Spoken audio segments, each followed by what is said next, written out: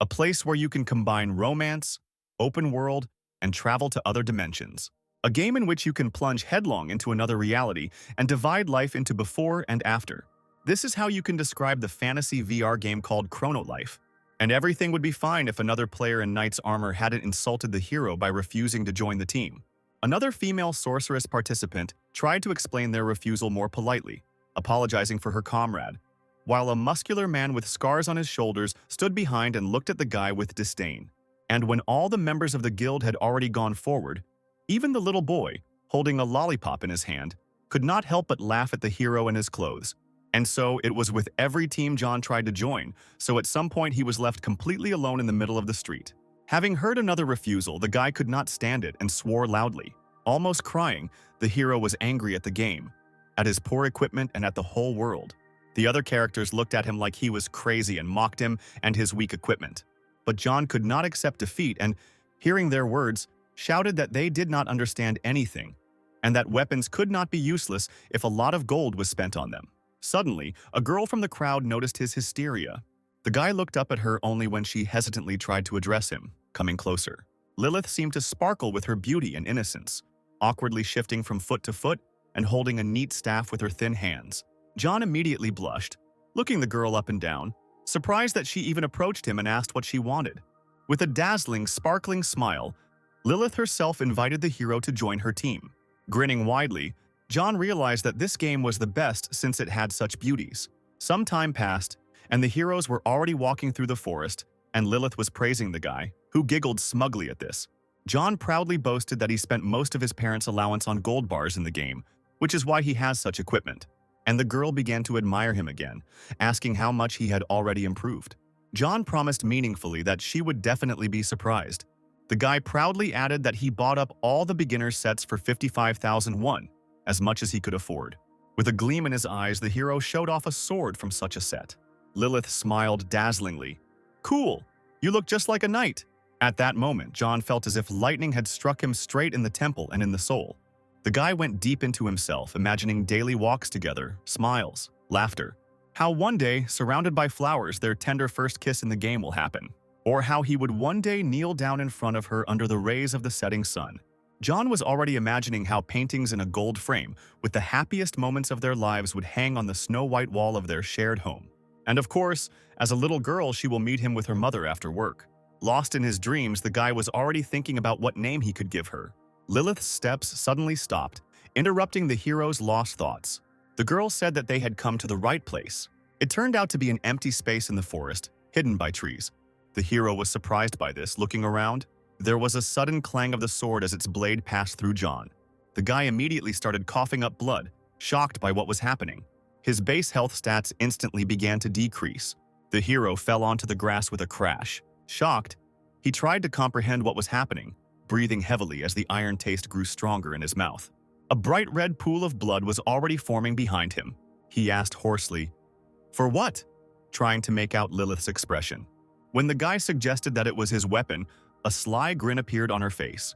The girl smiled as if nothing had happened, saying that the hero could keep this trash for himself. John was amazed by her words, not understanding if this was the same cutie that was 5 minutes ago. And Lilith added in the same tone that she lured him into the forest, away from prying eyes, in order to kill him.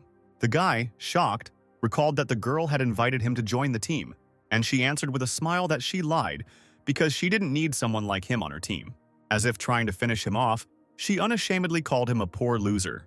John's face was unreadable, but it was clear that her words had hit him harder than a sword to the stomach. Lilith continued that since the hero is scraping bottom even in the game, then in life, most likely, he is the same, and it is unlikely that he would not be afraid to approach her outside the game. When the girl sarcastically added that the guy's parents were also poor, his gaze darkened with anger. John clenched his teeth. Slowly, on trembling legs, he rose from his knees. In a hoarse but firm voice, he quietly said, "Enough." And a second later, his face and his eyes filled with anger as he hissed that she had crossed all boundaries. Suddenly, Lilith cut his body in half, not letting him finish. Drops of blood stained her from head to toe. The girl only snapped at his words. The hero coughed up a rag of blood as he fell to the ground. His body parts flew in different directions. At this time, the system's voice announced that Lilith had fulfilled the conditions and was eligible to move to the hidden class. The pink strands instantly turned black, starting from the ends. The neat black short dress began to transform after them, along with her staff. So it became long and white, and the staff increased in size and changed in design. Snow-white wings spread out behind her, feathers flying in all directions. The system announced that the transition was complete, and Lilith became the goddess of life. A sweet, satisfied smile touched her lips. With a charming expression, the girl rejoiced that she had finally reached 1,000 victims. She stretched as if nothing had happened, pleased with her success. Then the girl easily stepped over the hero's upper body in her white heels. She moved further and further away, glad that now she only had the main quest left. Barely keeping his eyes open as drops of blood framed his mouth, the boy realized the terrible truth about this game. It was the law of the jungle. He closed his eyes in exhaustion as the system announced that his character had died. After some time, the system's voice is heard in a small alley, informing that the hero has lost most of his experience and will be reborn in a safe place. The guy was completely reborn again, but there was no joy in his eyes. He remembered Lilith's words about him being a beggar, that he himself would never approach her outside the game. He gritted his teeth in resentment and anger. John also remembered the knight who had rudely refused him, and then about the child who made fun of him and his clothes. For several minutes, the guy stood silently, his head down, and then he began to cry uncontrollably because the little he had was also taken away from him, and even his pride was trampled. Wiping away crocodile tears, the hero reached into his pocket. John pulled out a craftsman's hammer, which improves a piece of equipment by 1. Then he pulled out the knight's sword with 3 units. With furious determination, the boy swung his weapon. When the hammer reached the sword, a halo of dust and magic surrounded the hero. The boy gritted his teeth, realizing that the best way to become stronger was to improve his equipment. The system indicated that this could not be done when the sword was broken in half. John's face was a mixture of anger and shock, but he couldn't stop himself. Following the sword, the guy pulled out bloody iron bracers. After the hammer blow, nothing was left of them either. And now, all his weapons lay like a pile of rubbish around him. The hero's lips stretched into a smile. In a strained smile, because from the loss of part of the set, he automatically loses the entire set, and therefore the clothes. A hopeless, stingy tear rolled down his cheek as John once again realized that he didn't like the game. Then a club fell at his feet with a thud. It was a beginner's weapon, and at her current level, it was almost useless. The hero looked up in surprise to see who had given it to him. A character in the most basic clothes with an unchanging smile on his face waved at him. The player continued to wave, and the boy raised an eyebrow, surprised by his strange behavior. Judging from his nondescript appearance, John realized that he was a fellow newcomer. The guy glanced down at the stick again. He couldn't believe it, but apparently this character was giving the weapon to him. The player gave a thumbs up, flashing his heroism, and the hero felt like an even bigger loser, realizing that this newbie simply took pity on him, seeing him in his underwear while the character was saying goodbye. For a few minutes after, John sat next to the stick, not daring to even look at it. Then he looked at the club with a glimmer of hope. Without thinking, the guy hit it with a hammer, and the system notified that his weapon had been improved by 1 unit of additional damage. The hero struck the club again, and the system's voice again confirmed the improvement in the level. A look of melancholy crossed his face at the thought that such mechanisms were always being put into completely useless objects. But then he banged the tree against the tree a couple more times, hearing the equipment improving. The additional damage of the baton was now plus on 64. John swung again, thinking that the club would soon break anyway, and the higher the level, the higher the probability of breakage. So he continued to hit the stick over and over again, over and over again. The city was already illuminated by the setting sun. The hand that the guy held the hammer in ached from tension and fatigue.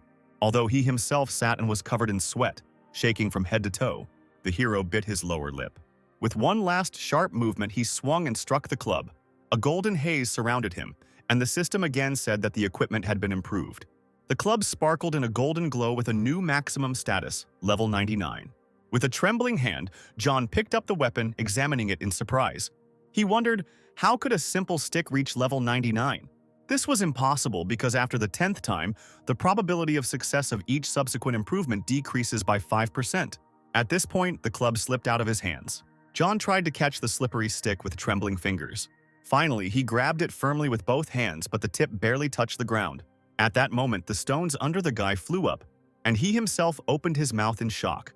Dust, boards, pieces of tiles, stones, everything was scattered around. The earth itself was divided into 2 parts. Along with it, the planet was cut in half, and after that, the wave moved further, causing a huge explosion in the solar system. A moment later, the boy sat silently just a couple of centimeters from the destroyed ground. John screamed in fright, gradually realizing what had just happened. The players came running to the noise, also trying to understand what had happened.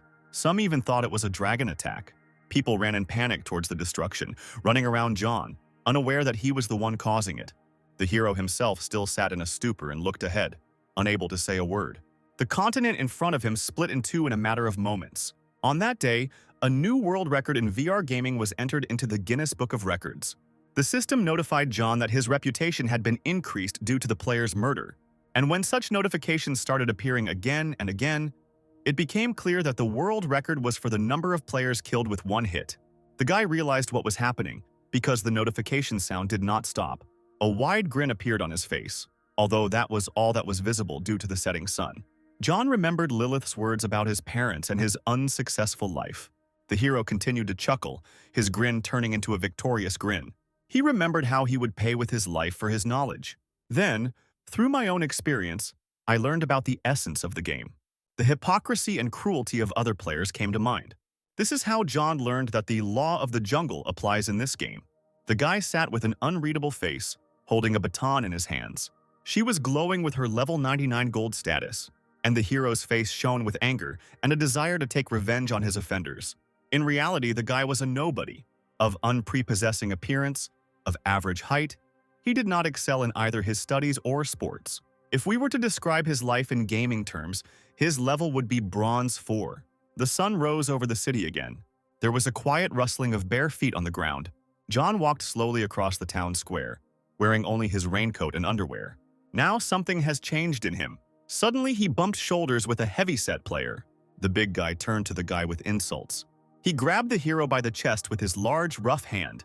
The man shouted that the boy was blind, and his wife, suddenly appearing behind him, smirked that John could be left alone. He was already scared. The guy didn't react to their words in any way. Here, in the game, he was different. Suddenly, the hero quietly called the player a pig's snout. The big guy clearly didn't expect this from a weak-looking loser. The man began to scream and tightened his grip, but the club had already reached his cheek. He was taken aback, noticing out of the corner of his eye a tree near his cheek. Anger appeared on his face again. The big guy yelled that the hero wouldn't do anything to him with his useless stick. But at that moment, he was prevented from finishing his sentence by a shockwave from the useless stick, knocking out his jaw. At first, the man, engulfed in golden light, flew to the side. Then the golden beam headed straight into space, where the big guy also flew. His wife recoiled in fear, and dust rose in a column around her. But John had already turned to her, his club ready.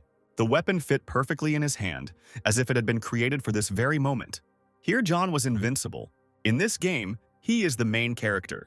The smug smile and the fire of revenge in his eyes never left his face. Suddenly, the system notified that the weapon's durability had dropped sharply. The club's durability level was now only 3.5. The hero looked at the club in surprise. Sometime later, John sat alone in front of the weapon in that very alley, his knees pulled up to his chest. Indignation and sadness from the inevitability mixed on his face. The status of the stick showed that due to its low durability, it would break after a couple of hits. The guy continued to stare at the club, hoping for a miracle. Then he sadly plopped down on the ground, gradually realizing that he only had 3 hits left, since he had only made 2, and his durability was down to 3.5. John continued to lie on the cold ground, looking at the sky.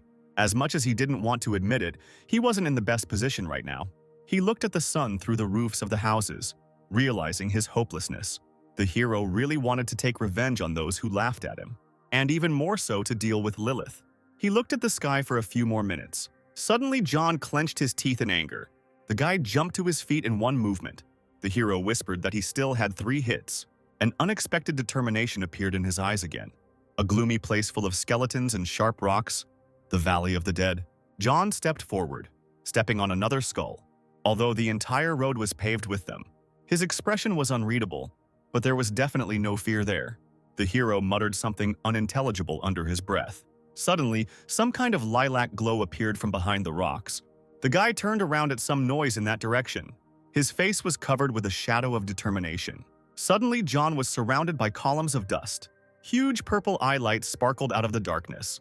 The terrifying 2-headed dragon appeared in all its glory.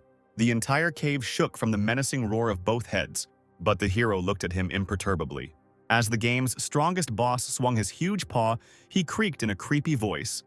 "Insignificant mortal." The beast moved towards the guy, squealing loudly that he had crossed the line of the dead.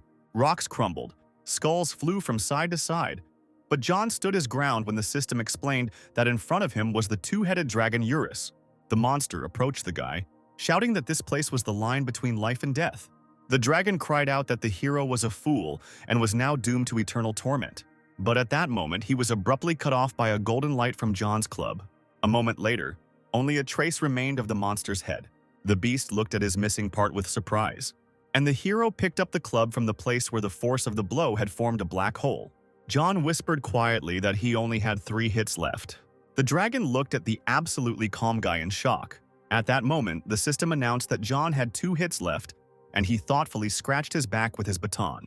And then he shouted, looking threateningly at the monster, that he would kill it if its strength was not enough for more. The beast recoiled in fear. The dragon immediately began to beg the guy to wait. John continued to scratch his back, looking at the monster skeptically. The beast begged the hero to let him speak and call him boss. John skeptically asked if Eurus had just called him a fool, to which the beast immediately began to justify himself, saying that according to the plot, he was obliged to say this. The dragon swallowed hard, a bead of sweat rolling down his mouth. The beast asked who the hero was anyway. To this, John grumbled that Eurus should not bother him. He would kill the dragon anyway. Not giving the beast a choice, the guy swung his club. Everything around was illuminated with a golden glow. The monster roared, flying back. With a crash, the dragon fell onto the skeletons. He was breathing heavily, blood flowing into a pool from his huge mouth. John clicked his tongue in irritation, and Eurus, as if he had learned the whole essence of existence, was unable to rise. The club's durability was now only 1 of 5, meaning the hero only had 1 hit left. John sighed, frustrated that he couldn't do anything about the durability. The monster heard this and it dawned on him. Eurus hopefully offered to inhabit John's weapon. The hero scratched the back of his head with his club, realizing that the dragon could have deceived him. Then he asked again what the dragon meant. Suddenly, the guy received a notification about a pact in which Eurus voluntarily gives him his soul. John didn't know whether to accept the task from the system. Taking advantage of the guy's confusion, Eurus asked if he had heard anything about ego swords. The hero didn't know about this and asked for clarification. Eurus muttered that it would take a long time to explain, to which John asked to be brief. Then the beast said that he would inhabit the hero's weapon. He explained that the weapon would thus have a soul and would evolve into an ego sword. But when the dragon added that to all this there would also be infinite durability, the hero had an idea.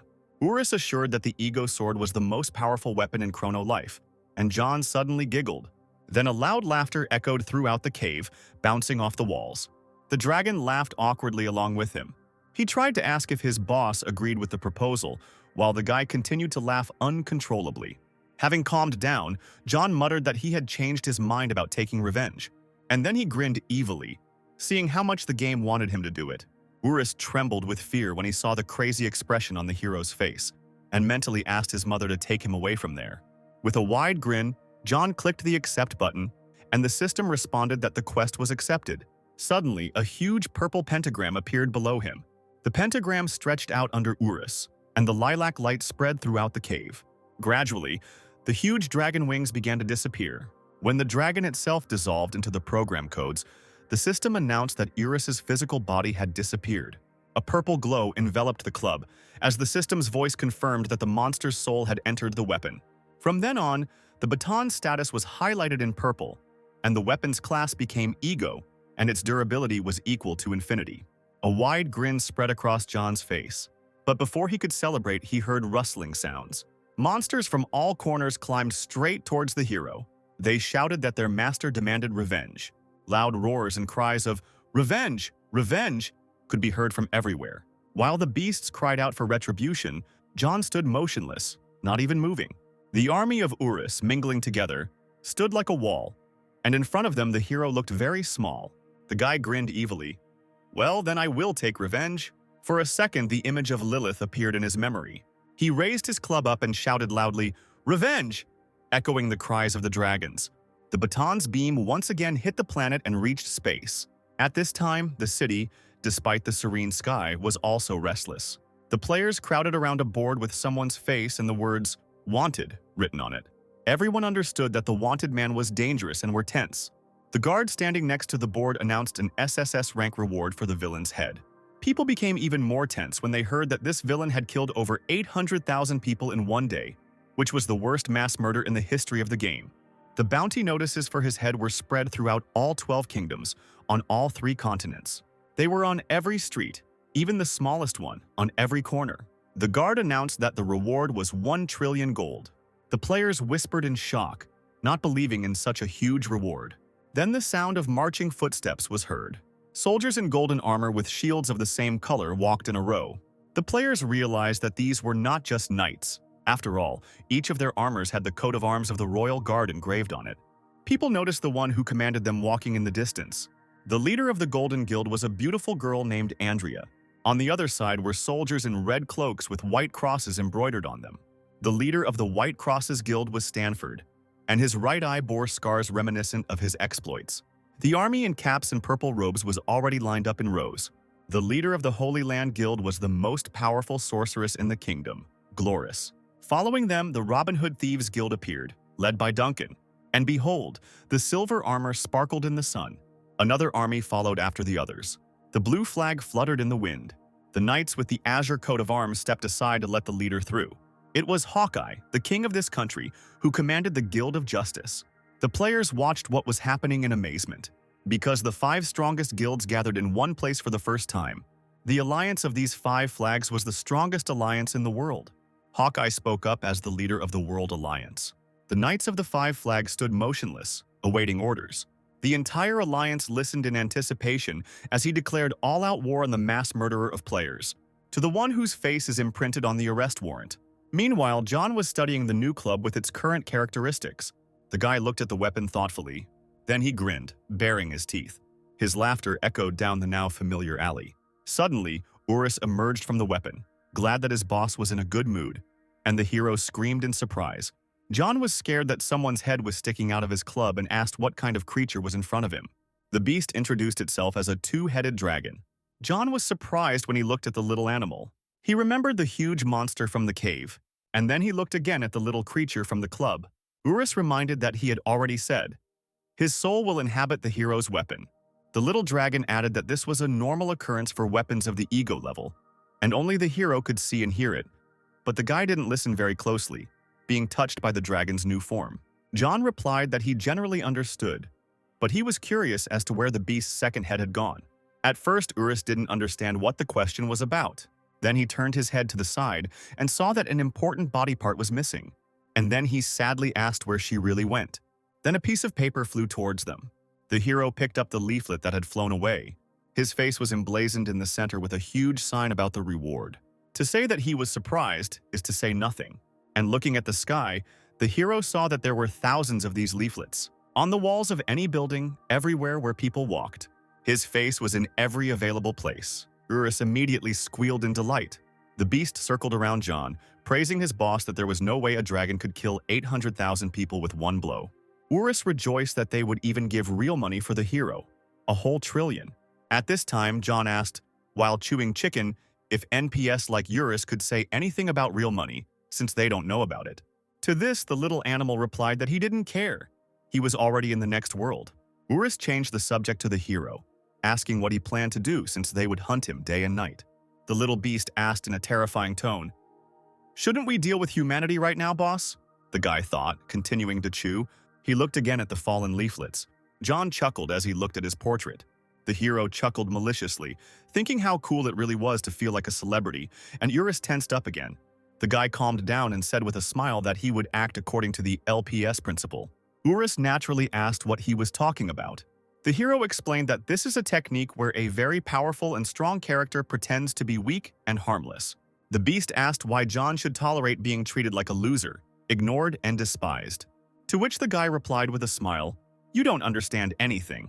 He added that it's cool when no one around knows that the person in front of them is not just a weakling, but the main character of the game. John continued to say that he would enjoy a peaceful life in the game, when suddenly an arrow pierced his back. Urus looked at this in shock, unable to say a word. The arrow passed through the boy's body, and its tip sparkled on the other side. A bloody cough escaped his throat. The guy fell flat on the ground. Urus shouted in panic, "Boss!" and flew up to the hero. The blue case was still full of glittering arrows. The next one has already been pulled onto the bowstring. Hawkeye stood on the roof of one of the buildings, and behind him was a huge army of the Justice Guild. It was he who shot these arrows. The sound of knights' footsteps could be heard from afar. The menacing march could be heard from the other side as well. The hero lay motionless on the road. In a moment, he was surrounded by a huge army led by the king. Hawkeye ordered John to be captured and imprisoned. The guy continued to lie there, unable to move. The knights shouted in one voice, "It will be done!" The frightened dragon tried to bring the hero to his senses, shouting that people, although weak, in such numbers would definitely defeat him. Meanwhile, the knights were getting closer and closer. Suddenly, the guy sat up, coughing up blood again. First, John got down on one knee, and then, on trembling legs, he rose completely.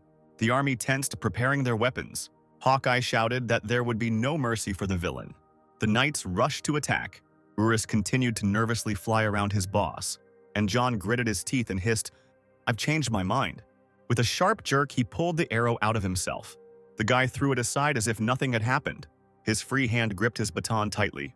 Looking at all the players who were against him, the hero concluded that he no longer liked living by the LPS principle. A wide, sinister grin spread across his face as he shouted that they had asked for it. A golden beam pierced the solid ground, and along with it, part of the army. The golden light also engulfed Hawkeye, who opened his mouth in surprise.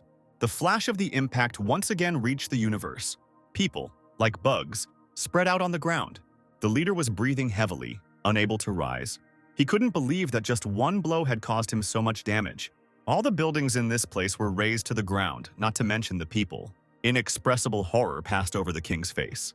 The capital of the First Kingdom was destroyed in one fell swoop. The hero had already approached the Hawk's Eye. The man tensed even more, and John walked calmly and waddlingly over the soldiers' bodies. Hawkeye began to rummage through his inside pocket. He suddenly pulled out a one-use summoning crystal that would summon any number of players to help him. Without further ado, the king smashed the ball in his fist, and its fragments began to glow with a blue light. A blue pentagram surrounded the man, creating a cylindrical barrier around him. There were more and more of these pentagrams. They surrounded John. Hawkeye called out to all members of the United Forces Guild. The blue glow grew brighter as the system announced a mass teleportation of players. Hordes of new soldiers appeared inside the pentagrams in an instant. There were more and more of them. John looked around, realizing he was surrounded again. Meanwhile, the knights gradually surrounded him. The guy now had nowhere to run. The Guild of United Forces was huge. There are approximately 3 million of them in total, and all of them teleported to the battlefield at once. The king pointed his finger at the hero. Then he shouted, "Charge the villain!" People rushed towards John without question. The guy sighed without moving from his spot. With a sharp movement, he swung his club. A golden streak pierced and divided the earth. The soldiers, along with the strongest generals, fell powerlessly from the beam's effects. Urus looked at this picture in amazement. John swung his club again. A gust of air followed her, and another shockwave passed through the guild. Urus became more and more stunned. He remembered shouting that people were weak, but not when they were in large numbers. The simple truth dawned on the dragon. Even if Urus is the strongest boss in this world, he is not able to defeat all players at the same time. He could only defeat such elite warriors from all over the world by summoning his own army. That's why he was sure that it was better to get out of there, but John was stronger. The warriors in red armor now sharpened their swords. The general was more confident of his victory than ever, despite the heavy losses. The Red Crosses pounced on John, but he did not react. And even when the blades glittered right above his head, the guy didn't move. John flashed a grin and pulled the baton out from his bosom again. The golden light pierced through another batch of enemies. It spread even further, dividing the continent again. At this time, the most powerful witch whispered a spell into her purple staff. She was guarded by magicians, located in another blue pentagram. John took notice of this. Suddenly, a new pentagram appeared above his head, and Glorus cast a spell of ancient destructive magic. The pentagram swirled in the air.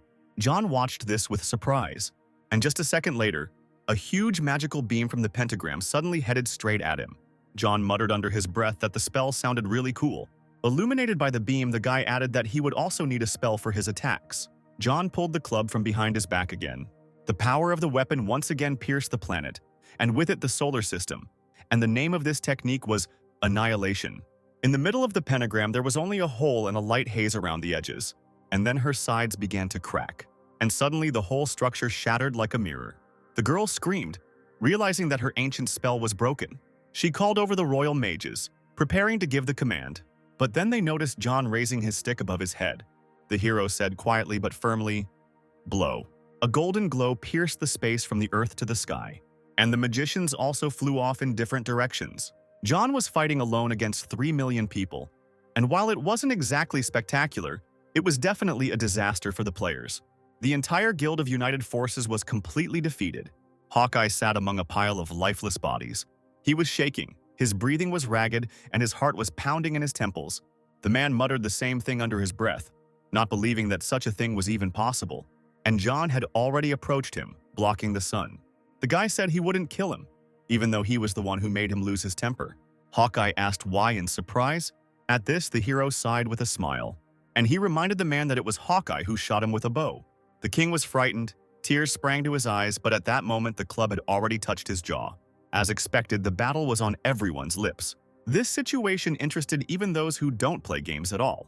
The hero stood among a mountain of dead people on the half-destroyed land of a once beautiful continent. The club glittered in the setting sun. The guy frowned, looking at the weapon. Finally, Eurus emerged from the stick, rejoicing that his boss had been great, and John was relieved that the dragon had not disappeared. Suddenly, the sound of snow-white heels was heard. The guy turned around at the sound. The female silhouette approached John with calm grace. The hero was surprised that someone else remained alive. He started to say how annoying it was, but suddenly the girl's familiar features became clear in his eyes. They stood opposite each other, illuminated by the orange light of the sunset. It was Lilith herself. For a few seconds, John stood in a stupor. Then his surprise turned to anger. At this, a slight smile touched her lips. She said in a charming tone, "Long time no see, Mr. Loser." The sun was setting over an endless expanse strewn with the bodies of 3 million people. Countless swords and spears were scattered across the ground. The hero thought that his second meeting with this girl was quite fateful. Her taunts came back to me again. The hand holding the club trembled with anger. John clenched his teeth, the veins in his neck standing out. But for some reason at that moment he felt like laughing. They stood facing each other for a few more moments. Lilith asked him how he was doing with a charming smile. She also noted that she certainly didn't expect to meet him in such circumstances, but fate itself brought them together. The guy replied with a crooked smile that he understood perfectly well. She was looking for him with the intention of killing him. The girl smiled slightly. "Is that what you think of me?" she asked, almost affectionately. The hero frowned again, her calmness getting on his nerves. He then said that he would have split her skull open right there, but he had questions. He looked at the girl and then asked why her hair was a different color. Lilith giggled, glad that he noticed. She recalled that killing a hero in the past was a sacrifice that helped her enter a new hidden class, the goddess of life. I remembered her transformation and the phrase about the long-awaited 1,000 victims. Lilith lost with a lock of hair, explaining that this was the reason why her hair color changed. John listened carefully to all this. Then the guy sighed, not reacting in any way. The baton was already pointed towards the girl. John asked why she was the goddess of life and not death, even though she sacrificed 1,000 players. But his threatening gesture did not bother her at all. She smiled wider, replying that it was indeed funny. "You'll die laughing?" John hissed furiously. He slammed his club down on the ground where she was, but Lilith had already flown up. John hissed that he had his answers, and now it was time to teach her a lesson. Lilith asked, a little disappointed why so quickly. And a new blow pierced the earth in its place. The hero stood on the destroyed land, among smoke and dust. He looked up, looking for where she had flown to again. "What a pity!" the girl exclaimed through the dust. The guy shuddered, realizing that she was behind him, and the girl added that she would like to talk some more.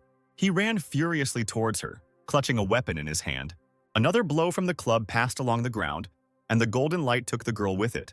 The ground in that place split in half. Urus cried out in delight that it was a direct hit. The dragon was sure that now his master had caught this slippery herring. John chuckled that people like her only knew how to bluff. But then a silhouette with a staff appeared from the fog again. The hero's eyes widened in surprise. In the huge hole left by the blow from the stick stood a completely unharmed Lilith. She smiled and admitted that the guy had become much stronger, but it is impossible to defeat her with this club. Urus, in fear, pressed himself against his master's face. John, screaming that the girl had survived even after that. While the hero tried to remove the dragon from himself, the girl looked at it motionless. She was no longer smiling, but she looked very intently. And then Urus noticed her gaze. He couldn't believe it, but it seemed she saw him, although no one except the owner could. Finally, the hero tore the dragon away from himself and returned to the conversation. He was sure he had hit her right, but there wasn't a scratch on her. The girl replied that she was the goddess of life, and he was a mere mortal. He will never kill the goddess. The guy took the information calmly. Scratching the back of his head with a stick, he said with a smile that he was incredibly angry, and he suddenly ran up to her again. John swung his club furiously. He approached her in a matter of seconds, but there was a deathly calm on the girl's face. There was a loud roar from the impact force. The boy swung his stick again, and again the earth was pierced by a blow. The hero did not stop his lightning-fast strikes. The explosion reached the solar system, piercing the planet through and through. Urus watched this from a distance, but the tremors of the earth were hard to miss. The dragon was afraid that at this rate his boss would destroy the entire planet. But Lilith didn't care. The fog and dust cleared and she spread her wings. The condescending smile never left her face. The girl flew above the hero, showing that she was always one step ahead. John was starting to get tired of this. He was breathing heavily, clearly tense. Lilith's snow-white wings spread out again, and a moment later they began to disappear, leaving behind a trail of feathers. The girl landed smoothly. The sight of her neat heels contrasted sharply with the ruined ground. With a smile, she assumed that John missed her madly, thought about her, dreamed of revenge. The girl, clicking her heels, came closer and closer. Lilith assured that no matter how much time passed, no matter how hard he tried to become stronger, the guy would not be able to kill her. Her face was inches from his as she finished the sentence with a venomous smile. John frowned and closed his eyes. The guy sighed boredly. He turned around demonstratively. His steps gradually moved away from her. Lilith asked if he was giving up so easily. John didn't react to this in any way, but only began to warm up his right hand with the baton. A few minutes later, he replied that he was trying to see how much force he could put into a blow to break through. The girl smiled and again reminded him that he couldn't kill her. But John interrupted mid-sentence, adding that he would be breaking through the planet, not her. His answer even seemed to intrigue the girl. He turned to her and asked with an almost insane grin, "Since I can't defeat you, maybe I should destroy this planet?" Finally, the smile disappeared from her face. She quietly said that his train of thought was interesting. But could a mere mortal like him do something like that? He replied that this is precisely why he calculates the force of the blow. He remembered that he had hit the ground many times today, but all these blows were far from full force. Lilith tensed even more, a shadow of anger appearing on her face. She asked if the guy had taken into account that he would die with her, especially since he himself was mortal. Her question about whether he was ready to die for revenge stirred up old grievances in him. John has already paid with his life for knowing the laws of this world. He suddenly chuckled softly. Again, I remembered the beginning of his journey through insults and rejection, and the quiet giggling turned into uncontrollable laughter. The hero learned the law of the jungle from his own bitter experience. Having finished laughing, he continued speaking. His motivation was not simply blind revenge. But someone like you can't understand, the hero concluded. Yes, it would be revenge that would lead to his own demise. But he had nothing to lose in the first place, and even less so when the club was over his head. Lilith visibly tensed, not expecting such determination. She tried to stop him by taking a couple of steps back. But John had already raised his hand above the ground, intending to finish what he had started. The end of the club touched the floor with a rustling sound. Everything around shook. The earth seemed to be splitting at the seams. Finally, fear appeared on Lilith's face. Urus also flew out of the club in horror. And on the hero's face there was a mad, victorious grin.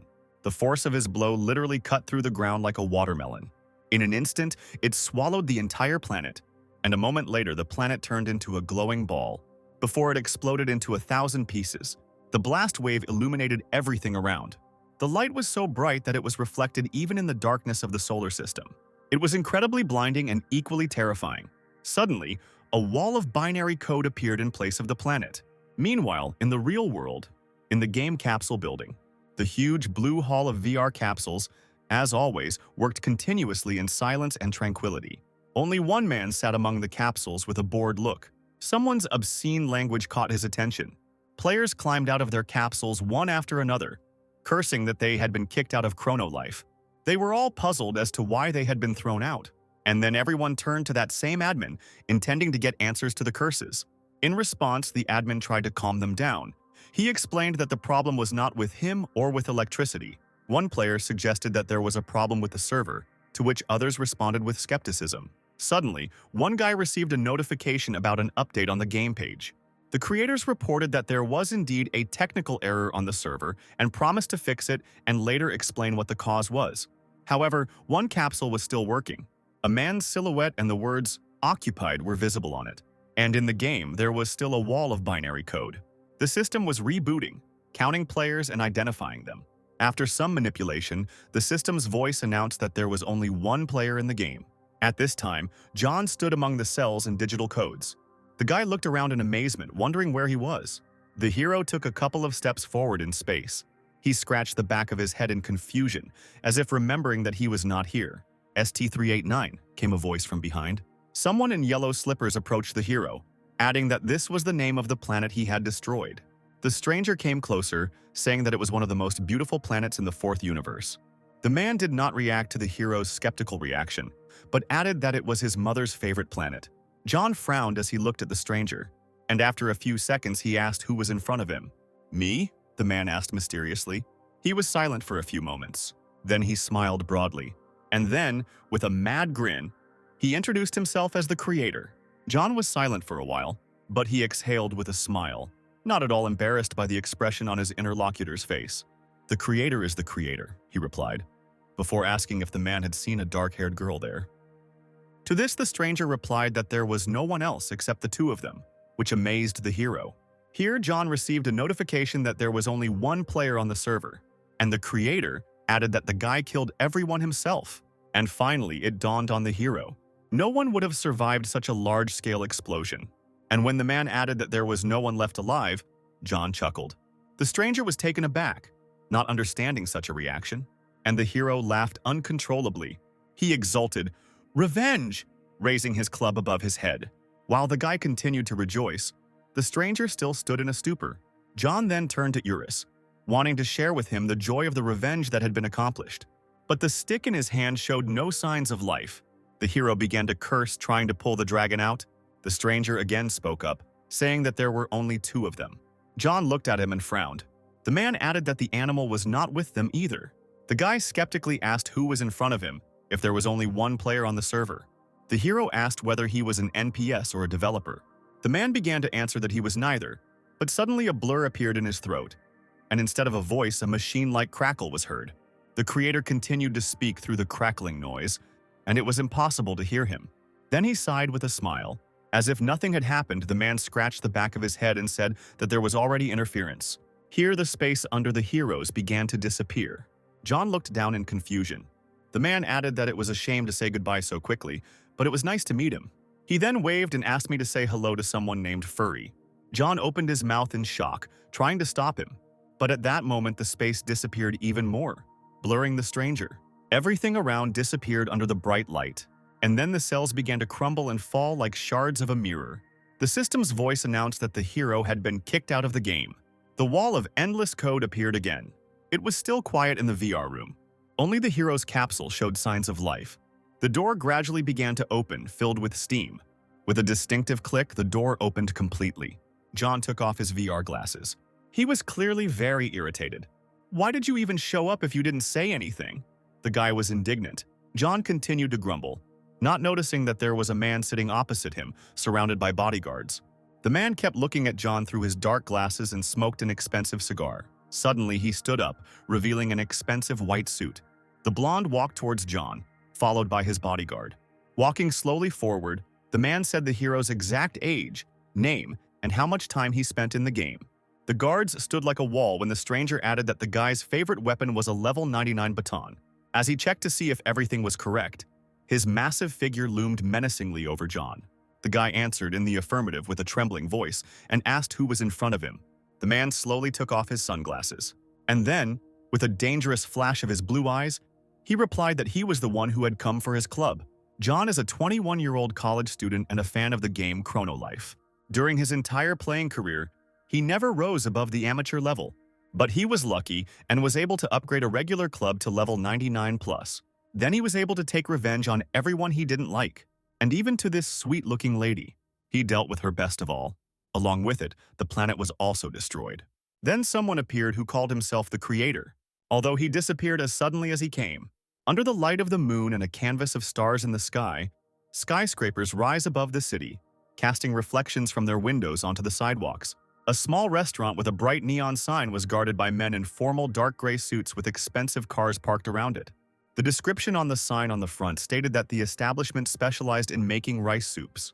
On the table made of warm light brown wood, there was a large black bowl, enveloped in the delicate aroma of soup with white sauce plates around the edges. Surrounded by menacing-looking men in formal suits, John and that same stranger sat at this table. Bringing another spoon to his mouth, the man ordered the hero to eat, noting that the owner of the restaurant was an old friend of his, and that she cooked just fine.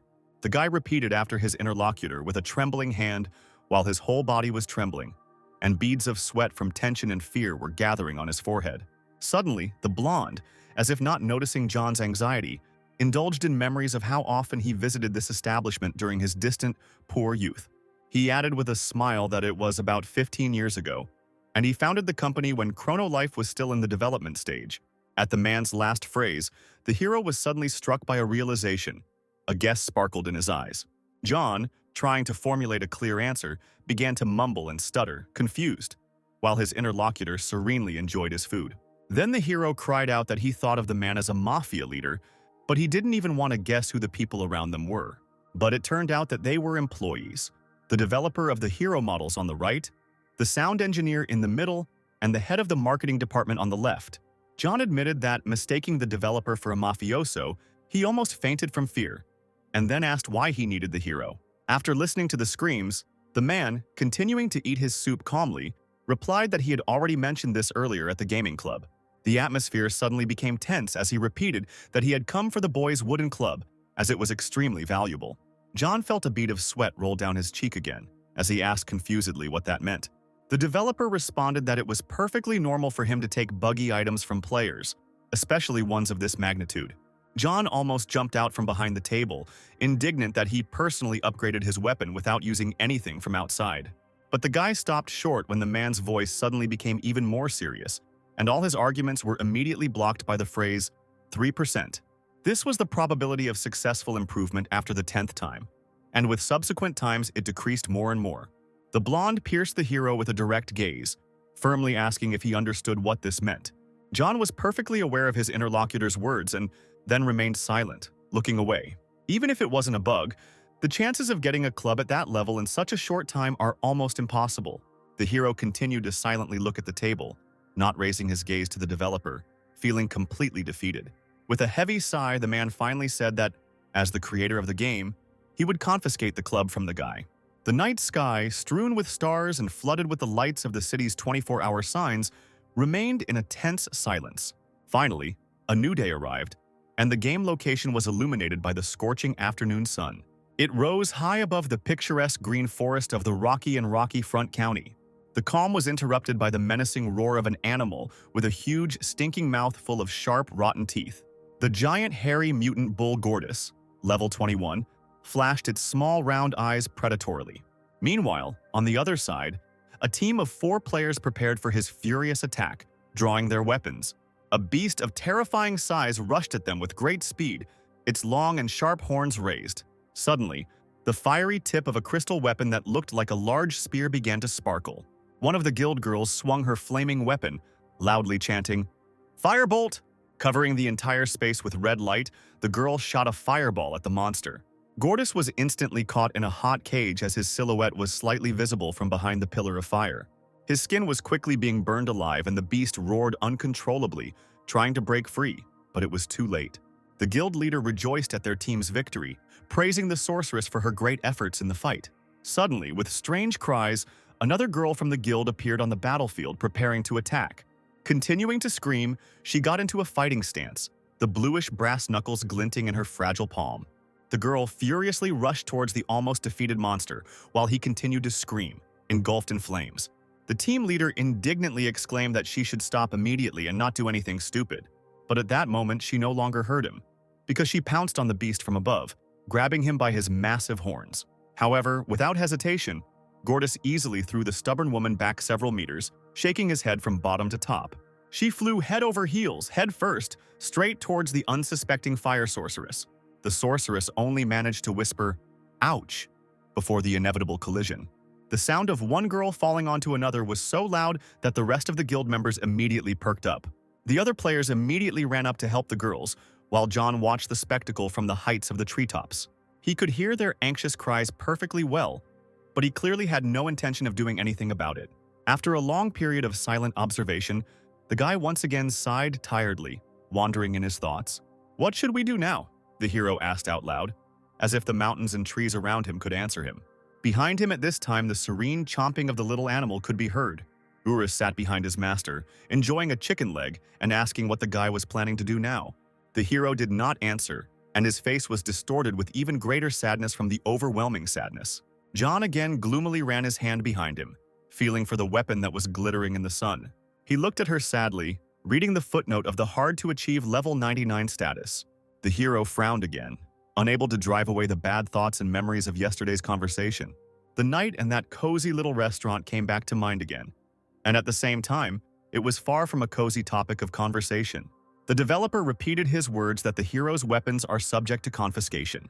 At this, John only clenched his teeth in frustration, his palms pressing harder into the table from the tension.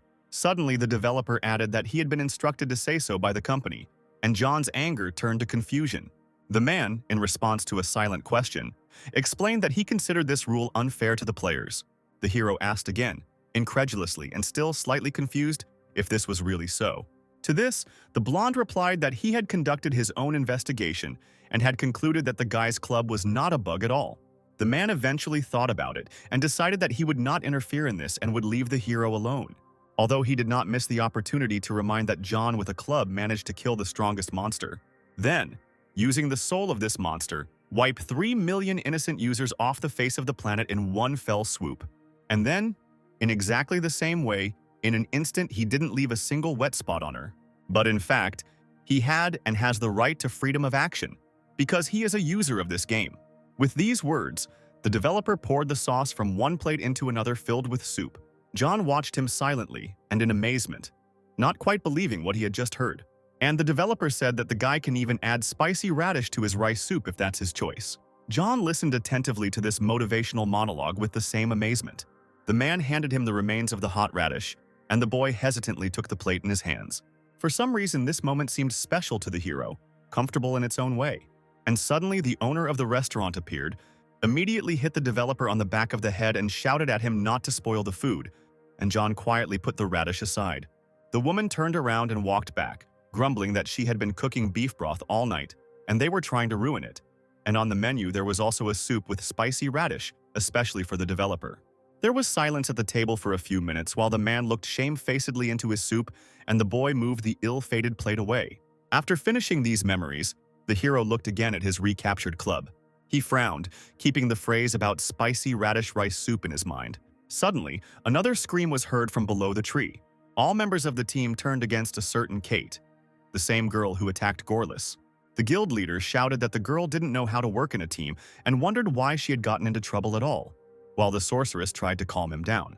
The hero listened as the leader continued to shout that they shouldn't have taken it at all. He suddenly remembered the developer's only request that starry evening. As the president of Chronolife, he didn't know if he had the right to say that, but the man sincerely believed that it was a good game. It had freedom, romance, and an open world. It had no equal among its analogs, according to the director, and so the man asked not to destroy this world, but simply to enjoy his stay in it. Once again, the guy went inside himself, thinking deeply about the director's words. At that moment, a sudden, sharp sound of spitting on someone's clothes was heard from below. The demonstrative spit landed right on Kate's neat scarf, and the team leader kicked her out of the guild, saying that they would no longer raid with her. The team members all turned around and walked away, and the leader continued to grumble that it was surprising how her weapon could be like his, with such poor skills. The system immediately notified that Kate was no longer a member of the guild from that time on. John continued to silently watch this picture without interest, thinking and grieving about his own. He sighed before asking rhetorical questions into the air again. Open world? Romance? John was sure that all this was complete nonsense, and the main principle of the game was survival of the strongest. The hero remembered the president's request to simply enjoy his time in the game. Yes, the guy wanted to take everything from life, but in the way he knew how. When he wanted the radish soup to be more contrasting, he simply added more radish. He pointed the club downwards again, with the obvious intention of maiming the retreating travelers. The blow was supposed to hit the fleeing guild players straight away, and so he took a pose and was ready to swing his club right at the target. But suddenly he slipped on a rock from a loud scream and barely managed to grab the club before it fell. The hero turned around at the overly loud sound of someone swearing. Kate screamed about how she hated this game, this world, and everything in the world. She grumbled loudly that people simply didn't understand good weapons and would regret kicking her out. And they themselves are to blame for not immediately taking her seriously. A professional with first-class attributes. The girl was almost crying, angry that she had spent a lot of gold on all these useless things. John's face was unreadable as he watched her endless tirade. He remembered how he had once repeated these same words almost exactly, while in the same position. The guy was moved by her words and now looked at Kate with interest and amazement. Immediately, his memory flashed back to how everyone had refused him and rejected any attempts to join. And again, something inside him responded to the girl's furious cries, especially the part with a lot of gold spent on pointless weapons. After some time, Kate continued to cry, reassuring herself that she did not need a team. She grumbled that she would still go on raids even if she was completely alone.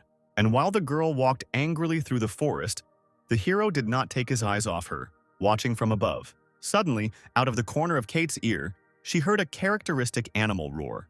Right in front of her, Gortys appeared again, his whole appearance threatening to finish what had been started. And then it turned out that the beast was far from the only one there. The sudden sight of the girl's body instantly gripped her with a primitive animal fear. The beast's huge mouth was already slowly opening in anticipation of a hearty meal. And a moment later, a general angry roar was heard from the monsters huddled together. Their red eyes, filled with animal fury, sparkled in the daylight. Without delay, the animals began to run towards the girl, drooling along the way and not forgetting to growl loudly. They approached her in an instant, and she was still in a stupor of fear. Kate closed her eyes, covering her ears with her hands and mentally preparing for imminent death. At that moment, John fearlessly jumped towards the monsters, covering her frightened form with himself. Already preparing the club for battle, the guy tried to answer the question for himself. Why did he do it? Then he swung his wooden weapon and struck the huge pile of monsters from the bottom up. This blow was strong enough to pierce this planet too. And in just a second, all that was left of the monsters was a breath of wind, and the unsuspecting Kate was hiding behind his back. She was still squinting, preparing herself for death from such a huge gathering of terrifying monsters. But when she didn't feel any pain, she still managed to force herself to open one eye. She looked up automatically and was amazed at the picture that appeared before her. A deep, bright funnel of snow-white clouds formed in the clear blue sky. The hero turned to face her, blown by the light wind after the explosion, with a slight aura of heroism. With a sparkling smile, John greeted the girl in a deliberately charming manner. He felt like a hero, even though he was wearing only a dark blue cloak that barely covered his legs. Kate's mouth opened in surprise, blushing slightly, either from the fear she had just experienced or from her raging heart. She herself was wearing a blue suit with a miniskirt and long boots that hugged her slender legs. The prologue to the hero's story was a fateful proposal under a sparkling sky. "Hey, do you want to join my team?" But the girl's sharp refusal, coupled with a middle finger, interrupted such a fateful moment. After that, she immediately turned around and walked away with lightning speed, not giving a chance for objection. The hero was left behind in confusion, thinking that this was obviously not the most pleasant beginning. Meanwhile, in the real world, the situation was not so calm. People were actively discussing something with each other and carefully monitoring social networks. They did it everywhere, at school, at home, on the way to work, or during lunch at their institution. Some people, out of curiosity, looked for information right in bed before going to sleep. Information about the incident that immediately attracted the attention of the world community. And the name of this event is Judgment Day, which, judging by the name, promised the inevitable end of the world. Gamers all over the world discussed this high-profile incident day and night from almost every iron. Everyone was interested in a certain god of war, or master of killing, who committed 2 waves of genocide, one greater than the other. When he was called the strongest in Chronolife, there were those who were indignant about it all. Some people thought he was just going around the system and using a cheat, and that was pretty close to the truth. Someone said that since 3 million players couldn't defeat him during the second wave, it means he really is the strongest of them. Many agreed, because even with a pumped-up character, it is impossible to defeat such a large number of people. They were all united by only one thing, a huge desire to get rid of the cheater in the game. People actively wrote in support of the game to investigate this matter, and they were delighted when Chrono Life finally responded. And what was the players' bewilderment when the developers responded that, after the investigation, no cheats or bugs were found in the God of Death. Everyone around was surprised by this, but they could do nothing, so they put an end to the issue. The game continued as if nothing had happened, and even this event was almost ignored. Although rumors among the characters could not simply stop. Rumors said that the game server was taken down due to the actions of that very user. People suspected that it was all about the number of the hero's victims who were defeated with one blow. His photographs with the caption "Wanted" were posted all over the streets. But because of the hood, it was difficult to recognize his face. And in the photograph, John really did look quite dangerous. In reality, he was smiling relaxedly from ear to ear. The guy followed Kate at a distance of less than a meter, lazily throwing his arms at the elbows behind his head. It was obvious that his companion was extremely irritated by this rather than pleased. But the hero did not pay any attention to this and continued walking, moving even closer. At some point, the girl couldn't stand it any longer and turned to him, reasonably asking why he was following her. To this, John responded in a relaxed manner that the two of them should already be at the roadstead. The girl screamed that she had not agreed to this, and anyway, she would never go anywhere with such a poor exhibitionist as he. The guy asked again why he was an exhibitionist, to which Kate shouted that he wore only his underwear under his coat. When she added that he also fights with a level 1 stick, John was already standing there, covering himself, clearly offended, and she turned around again and left, repeating that she had no dealings with newcomers. When the girl moved away, John was indignant at why she was calling him names, considering that he had actually saved her from the monsters. Urus, who appeared next to the hero, replied that when his master was killing monsters, she closed her eyes in fear and saw nothing. Memories of that moment and the cowering girl came flooding back to John's mind, and so he guessed that she definitely hadn't seen anything. The guy concluded that the girl apparently didn't understand how strong he really was. While the stranger was leaving, seething with anger, the hero continued to watch her from afar. John was glad when he realized how lucky he was that she was so timid, because he had to hide his strength. Here he quickly ran up to the girl, affectionately calling her little sister. With a stupid smile, the hero babbled in the most sincere plea to her. "Teach me, please." Little sister turned to him and raised an eyebrow skeptically in response. John replied that he had only recently started playing and asked her to teach him, addressing her as a teacher with all due respect. The girl's face immediately changed. She seemed to glow with pride, surrounded by an aura of joy. Her cheeks instantly turned bright red and her eyes sparkled with hope again. She remembered the recent spit from the guild leader, which landed right on her collar, and the terrible attitude of the others. This character rejected her as unceremoniously as the others, although the girl had great potential. A stupid, happy smile touched her lips at the thought that she was now not just a member of some team, but a sensei. At this time, the animal asked what John was doing, and he replied that he was pretending to be a newbie in order to appear weak. The little animal immediately remembered the loser's strategy that they had already discussed at some point. But he was not allowed to finish by another sudden, but this time, enthusiastic squeal from the girl. She threw her hair back with a sparkling smile, saying that she was embarrassed at first, but as a sensei, she was ready to teach him. And the system's voice immediately announced that the character Love had invited John to his team. Smiling smugly, Love added that she could teach him a lesson just once. The guy was given her full information, and it turned out that she was a level 24 hand-to-hand combat master with good characteristics. After some time, the heroes found themselves in the first cave before the city of Front, hidden in its vicinity. From the cave came the sounds of blows and an incessant animal roar. Kate struck a pose and readied her brass knuckles. She easily hit one of the mutants while the others jumped back in fear. This roaring beast was a huge club-footed monster, a cross between a bear and a level 4 hare. After her blow, the monster fell on its back, no longer showing any signs of life. Suddenly, another bear hare appeared behind the girl, ready to attack for his fellow. He pierced the ground with his large paws, but at that moment Kate had already jumped up using her skills. She exhaled, calming the adrenaline that had risen in her blood and thinking about her next steps. With a quick somersault, the girl jumped away from the monsters crowding in one place, and then the girl extended her leg in a complex move, preparing to deliver a powerful blow. With a cry of, "Kick of the diving dragon," she struck the next beast with that very dragon. The hares gradually realized that something was wrong with them in their fight with the girl. They immediately ran up to another lifeless body, becoming even more angry at what they saw. Kate assumed a fighting stance, well prepared to defend and attack these monsters. "Attack me! I'm sensei now!" she sincerely rejoiced, throwing them aside with her bare hands. At this time, John sat quietly in the corner with Eurus, hiding in the recesses of the cave. They both noticed that the girl really had excellent skills in fighting such monsters. But the hero said that even if the enemy is weak, you shouldn't let yourself be surrounded, while Kate continued to deal with the monsters with her bare hands.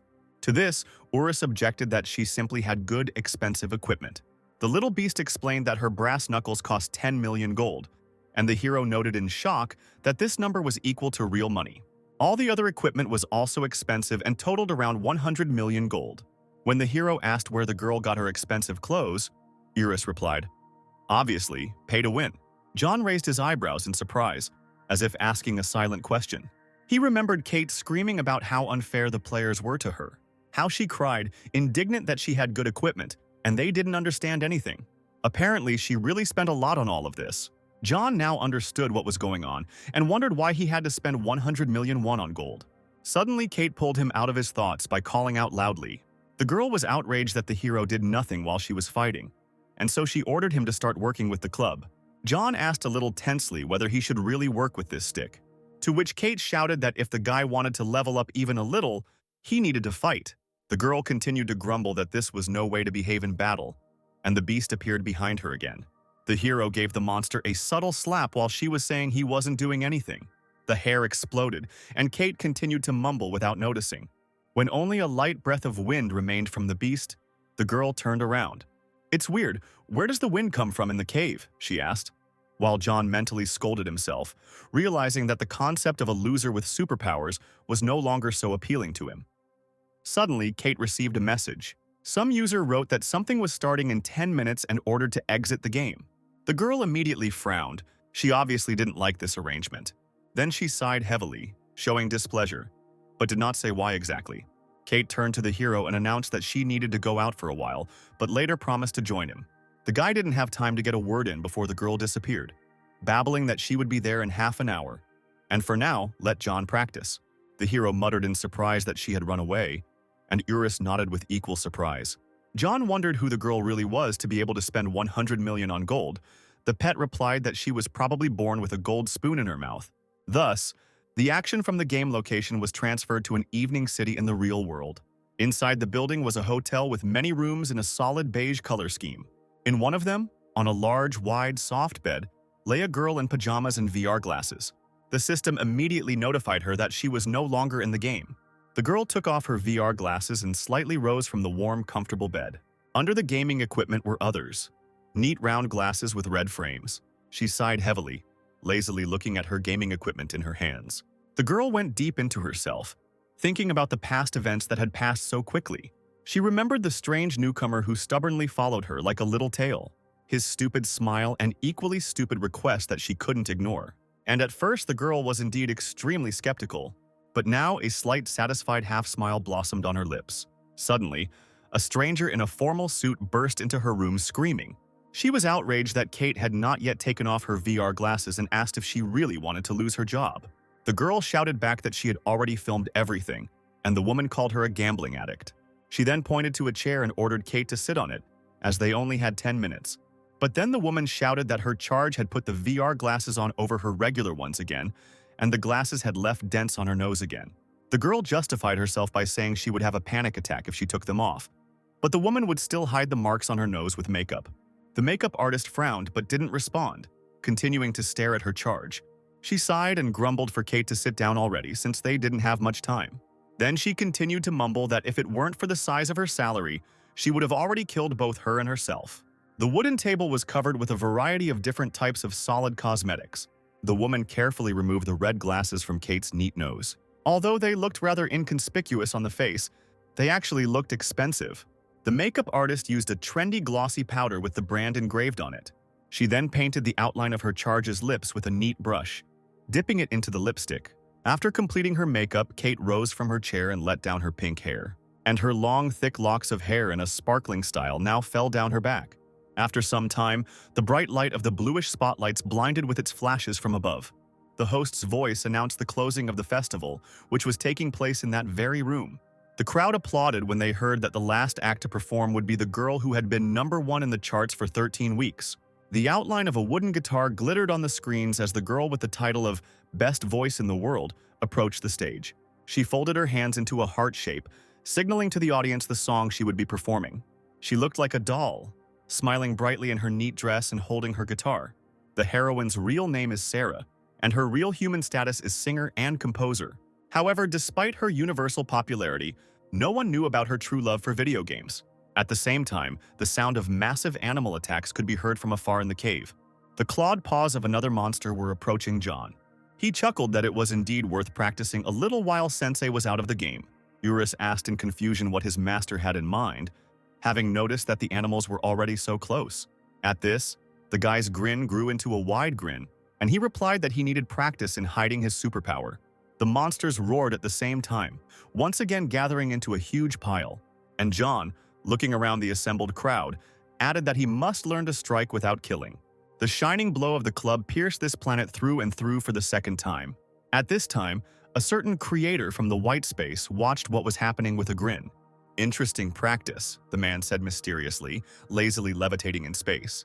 Looking at the bright flash from the shockwave, the blonde suddenly added that he himself would try something like that. Sarah is 17 in real life and a second grader at a good high school. She came to music school when she was still a little girl and at first did not achieve much success. But now, after mountains of training and sleepless nights, she was being called the best idol and singer-songwriter. During another interview, the host congratulated the girl on holding first place for 14 weeks, and she modestly thanked him. The interviewer praised the lyrics of her song, The Story of the Little Mermaid, and asked how she manages to write such touching lyrics. Sarah, with a charming smile, replied that she loved to sit at home alone, read poetry collections, and just fairy tales. The guy exclaimed that thanks to the interest in fairy tales, it was clear why the story was about the Little Mermaid, and the girl was embarrassed because the manager asked her not to talk about it. Sarah admitted that she actually feels very awkward about having such childish hobbies at such a young age. Her revelation touched the presenter so much that he blushed deeply and opened his mouth in a pleasant stupor. Although he wasn't the only one who was touched by this picture, everyone who was behind the scenes also blushed. Finally, the guy objected that there was nothing shameful about reading fairy tales, and Sarah thanked him. The manager watched all this from the TV screen. The woman drank her black tea gracefully, holding the mug according to all the rules of table etiquette. But in reality, she was outraged by how easily the cunning girl could deceive the entire country. "Poetry? Fairy tales? Nonsense," she muttered under her breath, crossing one leg over the other. Many people didn't actually know about Sarah's true passion, her passion for video games. Meanwhile, the interviewer took the opportunity to ask the girl about her experience acting in the drama. When the guy clarified that it was the role of a foul-mouthed high school student, Sarah smiled faintly. The girl replied that for her sensitive nature, it was a truly difficult role. With the most honest smile, she added that she had never sworn in her life. However, already in the game when she first appeared back, Kate scolded John with the middle finger. The girl kicked the hero, screaming that he was greeting his boss in an extremely inappropriate manner. John asked, momentarily put off, since when had she become his boss? "Now!" Kate hissed, her expression fiercest, and she began to kick and beat him again, asking, does he really have any objections and does he not want to study? Sarah was one of those who relieved stress by playing, and while John was her punching bag, Eurus wondered why the owner tolerated this rude woman. The hero quietly answered the little animal, defending himself, that he had to hide his strength and pretend to be weak. Soon Kate began to line the guy up at attention, forcing him to shout, "Boss love!" Eurus heard her urging him to scream louder, and with a stony face he understood that his master's idea had worked. And so, another short period of time in the game has passed. John and Kate walked slowly into the mysterious, gloomy cave, which now seemed empty. Here the girl decided to ask the hero how long he had been training and fighting monsters, to which the guy sighed heavily. With a face full of pain, he replied that his journey was far from over and that it required incredible patience from him. Eurus, on the other hand, scoffed that the master's fight and don't kill tactics were bad, but John shut him up. Kate laughed and said she couldn't wait to finally see the guy fight the beasts. Then she suddenly realized that she didn't know the name of her student at all, and, having called him Panties, she nevertheless clarified his real nickname. John started to speak and almost said his nickname, but Kate interrupted him again. She said that Panties suited her just fine, while John felt he had been labeled. The girl giggled. The guy sighed sadly, asking why she needed his nickname at all, and someone was watching them from behind. A crowd of people in cloaks and one bearded, red-eyed man at the head, who were clearly hostile. the mysterious, dangerous man quietly whispered under his breath. "So I finally found her." And the heroes argued as if nothing had happened, not paying any attention to the crowd. One of the players in a cloak approached the main one, asking what they should do. The man, without taking his eyes off the couple, replied that he should gather all the guild members in this dungeon. His voice echoed softly off the walls of the cave as the leader added that their justice would be meted out today. On the other side of the cave, another hare was already roaring. His health was at 100% when the beast quickly approached the heroes. Kate ordered John to attack, and the boy, jumping out on all fours shouting "Panties!" rushed at the animal. The guy, on the command of the boss, quickly found himself opposite the irritated monster. The hero screamed loudly at the top of his lungs as if in a voice not his own, attracting the beast to himself. The beast immediately picked up the cry and roared in unison with the boy as his rage grew. Then the hero got tired of straining his throat and ran out of breath, and with that, his cry died down. The guy started shaking all over, pretending that he could barely hold his weapon in his hands. The beast looked skeptically at the raised club and at the hero. The stick approached the bare hare's fur in 1 second. A little more movement, and the club barely touched a small hair on the monster's fur. The contact caused blood to spurt from the beast's mouth and eyes, and its skull to split open from the inside. Now the beast could only open his eyes wide in pain and shock, feeling the blood dripping from his head. The monster then fell dead to the ground next to John. His health points were almost at 0, but the beast was still alive. In pleasant surprise, the hero exclaimed under his breath, "Oh!" examining the animal's body. So the mission, Fight Without Killing, was successfully completed for John, and Kate exclaimed with delight that the hero had made good progress, since he had killed the animal with 1 blow, while Eurus rolled his eyes and the beast begged to finish him off. Suddenly, out of nowhere, a spear appeared and flew towards them. Kate immediately noticed movement out of the corner of her eye, and so she acted immediately. She grabbed the hero's cloak collar sharply, considering her next move. The girl then threw John to the ground, simultaneously kicking the spear in the opposite direction. Like a boomerang, the weapon fell back into the old man's calloused old hands. After this, the villain's grin widened even more. He admired Kate's abilities, but then assumed it was all because of her equipment. And the girl, still holding the hero's collar tightly, choking him, asked who they all were. The laughing man was surrounded from behind by his allies. "Have you forgotten my voice?" mocked the head of the Halasan Volcano Guild, Mr. Kim. Next to him stood the bald Mr. Lee, Mr. Joe with a rich mustache, and Mr. Ben in a mask. On the other side stood Mr. Isaac with an eye patch and Mr. O with bright red hair. "You're from the Halasan Guild," the girl finally exclaimed, realizing who was in front of her. "Long time no see," Mr. Kim retorted mockingly. The man then pointed his finger at the heroes, asking what they were planning to do. Kate asked the hero to hide behind her, because the situation had become really dangerous, and she herself was already getting ready for the fight, getting into a fighting stance and preparing her brass knuckles. A crowd of armed robbers attacked a fragile-looking girl. The guild members drew their sharp blades and swords, gradually surrounding her. But Kate looked forward with determination and without a trace of fear. She swung her leg, preparing to deliver her powerful blow. Using a complex combat technique, the girl kicked the closest opponent in the jaw with 1 blow. The blow caused the man's face to twist in pain and a tooth to fall out of his mouth. But Kate didn't stop. With her other leg, she twisted his neck. And then she jumped up, twisting in the air like a yo-yo. Kate screamed in fury, planning another blow. Using the dragon technique, the girl threw back almost all of the bandits in 1 fell swoop. People were screaming, fighting, groaning in pain. And John and Eurus were sitting separately again. Watching the process, both agreed that they had absolutely no idea what was going on. The guy tried to guess the situation. He said that perhaps the guild boys were trying to get even with love and avenge their previous losses. When he added that the chief didn't know when to finish, the old man was already standing next to the unfamiliar girl. John concluded that he was probably right, continuing to watch as the men's bodies just flew away from Kate's magical kicks. The boy and the little animal laughed at the weakness of the 20-level thugs, who had started a useless fight in which the girl defeated them. The screaming and grunting continued in the background as Mr. Kim and a certain girl watched. The old man confirmed with a grin that everything was going according to plan and ordered the stranger to act. And she had already disappeared, leaving behind a wide, huge column of dust. A moment later, the stranger appeared behind Kate, but the heroine noticed her out of the corner of her eye. The brunette flashed her long, raking claws. Kate looked at her bare arms and assumed that the stranger was from the fighting class. "Theft?" The enemy cast the spell with a predatory, victorious grin. Her palms were illuminated with a golden light from the thief's magic, illuminating the entire cave.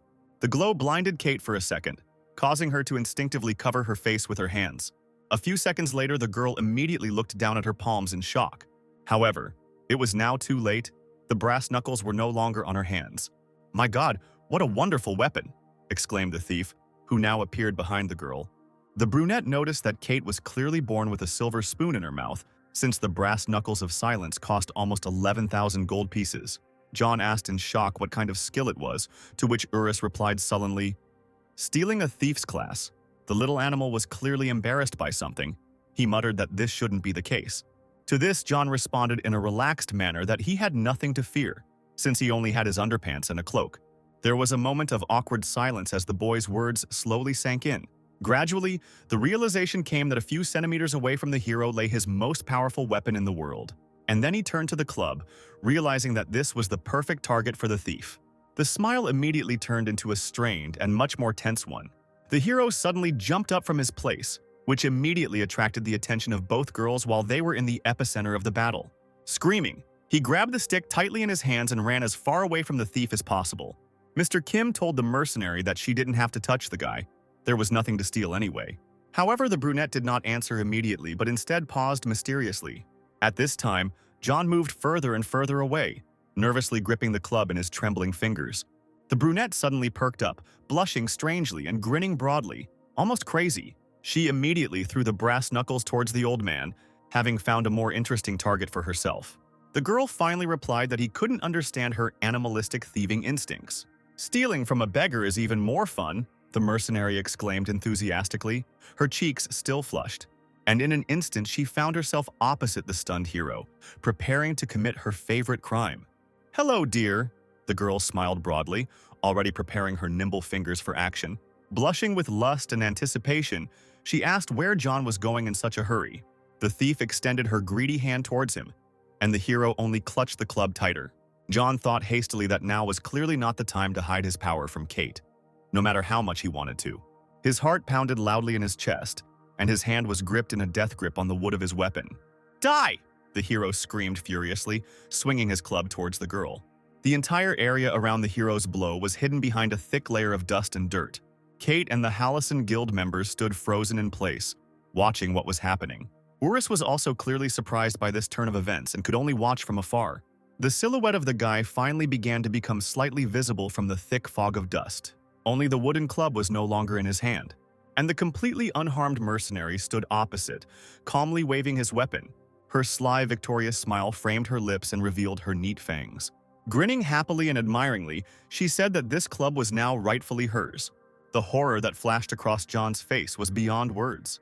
Without hiding her pleasure, the thief added that she would also steal his cloak, leaving him in his underwear. But a sudden rustle forced her to interrupt her monologue, full of confidence in her own superiority. The girl turned around, wondering what had just happened. And then she saw a furious, two-headed monster looking down at her. "How dare you touch me without knowing who I am?" Urus roared, his huge eyes flashing. The mercenary's eyes widened in fear, and her body seemed to freeze in place. She finally recoiled in fright, screaming and falling to the ground, the club falling from her hands. The weapon landed right under the feet of its rightful owner. John just looked down at him for a few seconds, not reacting in any way. Then he finally raised the club into his hand, gripping it tightly in his palm. At that moment, the system notified that Urus refused to surrender to the enemy, and therefore John was now officially the owner of the weapon. "It's just ridiculous," the little animal said sweetly, slipping out of the tree. He grumbled that his master was only John, and in general, how dare this thief even attempt to attack him? Urus was so angry that he even turned red, continuing to curse under his breath. Suddenly, a warm palm gently stroked his woolen head. Urus blushed, not expecting such tenderness from his master, but the hero did not look at him. His gaze was fixed on the heavily breathing brunette still lying in that place. She was trembling all over and pressed herself fearfully into the ground beneath her, unable to utter anything other than interjections. The girl could not understand what had just appeared before her eyes for a split second. It was something mythical, but at the same time too realistic for a ghost. Suddenly, Mr. Kim reminded everyone of himself and joined the conversation, forcing the girl to remember her original job. The thief immediately stood up, answering that she was, in fact, a professional mercenary, hired for money. A shrill female scream suddenly came from her left, distracting her attention from the mission. Kate kicked the ground out from under the brunette's feet, leaving her lying down again. "Give me back my weapon right now!" the heroine hissed furiously, ready to tear and throw. A smile blossomed on the mercenary's face again as she replied that she was indeed scared by such a furious attack. But Kate's weapon, according to the thief, was already in the hands of the leader of the Hallison Guild. And it was indeed so. The brass knuckles flashed enticingly in Mr. Kim's calloused hands. The girl clenched her teeth in anger and was about to rush at the guild members and take back the weapon. Suddenly, she slowly leaned forward onto the ground, unable to finish her obscene threats. After she slowly rolled down, a wooden club became visible behind her back. And so, Kate finally fell down in a knockout, while the hero, seemingly unperturbed, stood behind her with a club in the air. "Skill, fight without killing," the guy said quietly, repeating it once again like a mantra. The mercenary asked, confused, if he was on the same team as Kate. To this, John replied that he hid his power for many reasons. The thief asked what he was talking about when a blow from a club behind her sent the guild members flying in different directions. The explosion left only dust and bodies scattered throughout the cave. The brunette looked around in surprise, observing the terrifying picture. Kate's brass knuckles gleamed neatly next to the lifeless guild members. The thief turned to the hero again, asking if he had done it by accident, to which the hero unceremoniously hit her on the back of the head with a stick. "Yes, I am," the guy's eyes flashed murderously. The mercenary's health points instantly approached zero, just short of reaching complete zero. The hero once again used his favorite skill, fight without killing. While the girl was crawling exhausted, John hissed that he had gone through a lot of bad things to become stronger psychologically. He instinctively tightened his grip on the wooden club in his hand, and he added that because of her he almost had a heart attack. Then the edge of the stick touched the back of the thief's head again, and this time, a golden glow was visible from afar from the cave. Meanwhile, Kate found herself somewhere outside, sleeping peacefully on the grass. She gradually began to wake up, sleepily muttering something under her breath. Suddenly, the girl jumped into a fighting pose, practically waking up. John sat relaxed behind the tree next to her, asking if she was already awake. "Panties?" the girl asked again, searching for him with her eyes. The guy was calmly chewing a chicken leg, sitting leisurely behind a large tree. Kate asked where they both were and where the guild members had gone, to which John replied that the bandits had already left and the heroes were in a field near the dungeon. The girl was puzzled as to how they could just leave and tried to understand how she had fainted. However, the guy refused to answer her questions and simply ignored them. Instead, he threw the blue brass knuckles right into her hands. Now the weapon is back in the hands of its rightful owner. A little surprised and touched by this gesture, Kate looked at her own palms. Suddenly, John stood up and approached her, asking, "Was that the Hallison Guild?" He continued asking what they were doing, who they were, and what they were doing in general. Kate suddenly blushed deeply, feeling his heroic aura, before she had time to think about an answer. But then she grabbed the student by the cheek, asking why he decided to play tough. And yet, a slight blush remained on her cheeks as she exhaled with relief. "Okay, I'll tell you, since you got involved in all this because of me," Kate answered, turning away. Turning to him, Kate asked if the hero had heard anything about P2W.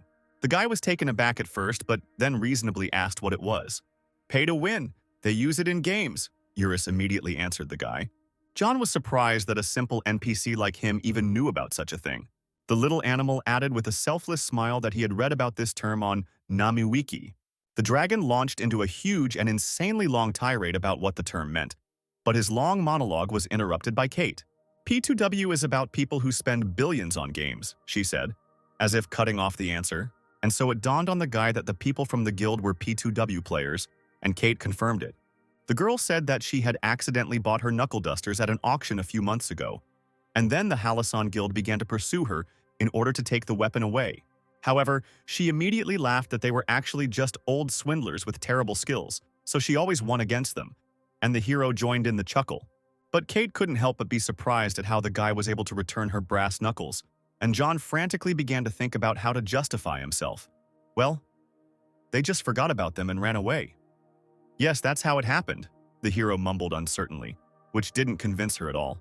Having resigned herself, the girl sighed and said that the robbers would return in any case, because the old man's obsession had already crossed all boundaries. John asked what was so special about her brass knuckles that attracted them. "Obviously because they cost 10 million won," Kate replied. But the hero found it strange that old men who spent billions on the game were obsessed with brass knuckles that cost only 10 million won. When John said this, a thought seemed to strike Kate. That's definitely not the reason, the hero summed up his words. The night sky, strewn with stars, was illuminated by a crescent moon. Hidden in the shadows behind the treetops was the modest-looking shelter of the Hallison Guild. A sudden, sharp blow inside the estate was accompanied by blood appearing on the body. Mr. Kim was slashed across the stomach, and he wheezed in horror and unbearable pain. The old man immediately fell backwards in front of a certain man in a royal robe. The robber, almost crying, begged his master on his knees to forgive him. The grandfather begged his master to give him another chance. But a menacing-looking man shut him up and called the guild members useless trash. The man added that they had no more time, which meant he would hand over this mission to the 4 divine kings. Mr. Kim's gaze automatically followed the indicated direction. The footsteps of those same divine kings were heard, and one of them asked why the man in the robe was keeping the old man. Then another added that he had already dealt with 3 matters on his own. The interlocutors saw 3 silhouettes of players in rich clothes. The second of the 4 divine kings, whose capital was 1.7 billion, mockingly asked how a guy with only 100 million gold could be in a guild with them. The third on the list, with 1.2 billion, chuckled that this was precisely why they had long wanted to kick the old man out. But their master was too kind. The richest of them, the first divine king with a capital of 2.1 billion, remained silent, crossing his arms over his chest. The second king suddenly leaned closer to Mr. Kim with a crooked smile. He hired a mercenary, that's why he failed. The man shamelessly mocked him. And the old man remembered the thief and realized that, it turns out, he had been watched all this time. Suddenly, the first king spoke up and said that he himself would take up the previously failed task. He demonstratively straightened his soft red hair, flashing the expensive rings on his fingers. He could easily take the knuckles of silence or any other weapon in half a day. Suddenly, the gentleman in the robe spoke up and chuckled loudly and ominously. Immediately, his laughter turned into uncontrollable, terrible laughter. "Okay," Mr. King finally answered, "and also the real head of the Hallison Guild, whose capital is 12 billion. Filled with a halo of self-importance, the leader ordered the first king to show the true horror of the Hallison Guild. Guildmaster Hallison continued to grin widely, enjoying the moment. At the same time, the fox's eyes flashed decisively, already ready to begin his operation. The third king, who was also an elf, licked his lips in anticipation of an interesting mass battle. And the second king grinned villainously, impatient to arrange a bloody fireworks display. But the pathos of the moment and Mr. King's speech was spoiled by John, who was casually picking his nose. The whole company turned to the unperturbed guy in awkward silence. A moment of silence was followed by a general lack of understanding of where he even came from. And suddenly John burst out laughing, still not removing his dirty finger from his nose. The hero continued to laugh while Mr. King and the kings looked on in confusion. "Who are you, and where did you come from?" the leader of the Hallison Guild asked angrily, looking at the guy with a distrustful gaze. "Try to guess yourself," John answered relaxedly, continuing to pick his nose. Then the guy shook the booger off his finger somewhere in a downward direction. "It'll be hard to hide my power from Boss Love if you keep pestering her. It was hard for me last time too," he said, wiping his finger on Urus, who was silently cursing his master. "4 divine kings? Ha!" John exclaimed, grinning triumphantly. The hero mockingly suggested not to drag it out and end it right here and now. In response to this, Mr. King let out a heavy, almost tired sigh. The man said with shining eyes that John was just a crazy boy who stuck his nose where it didn't belong. Before he could give the order to deal with the guy, all 4 kings rushed into battle. The second and third divine kings from Hallison decided to attack first. They instantly approached the hero, who did not move a single muscle on his face during this time. Only a smug grin from ear to ear adorned his lips. The guy already habitually swung his powerful wooden club, directing it downwards. The golden strike pierced through all the opponents in one short moment. Both screamed loudly and doubled over in intense agony from unbearable pain. Although at the same time, from the street outside, everything inside the house seemed quite calm. There was a small forest around the guild's hideout with beautiful blue flower clusters all around. Not far away, the soft sound of familiar, neat coral heels was heard. The silhouette with the staff gradually moved forward, humming a simple, cheerful song. At this time, the strongest one, the first king, decided to attack, already having prepared his long claws. The girl walked forward, continuing to sing, while her black skirt fluttered in the wind in time with her steps. Fox was also pierced by a blow from the club right in the stomach, causing him to double over and fly back. The first of the four divine kings coughed up blood, his eyes rolling back in pain, and the girl outside kept walking and humming, her shiny jewelry and pink hair shining in the moonlight. John grinned widely and madly as he dealt precise blow after blow to his enemies. The long strands of my friend's hair fluttered in the wind along with a light, cheerful song. Suddenly the house split in half, breaking through the roof and destroying everything inside. The girl noticed this out of the corner of her eye and shuddered in surprise. However, she soon opened her mouth again, intending to continue singing simply. But she decided not to continue and finally closed her plump lips. Lilith, in all her glory, was now alive and perfectly healthy, just one level below the goddess of life.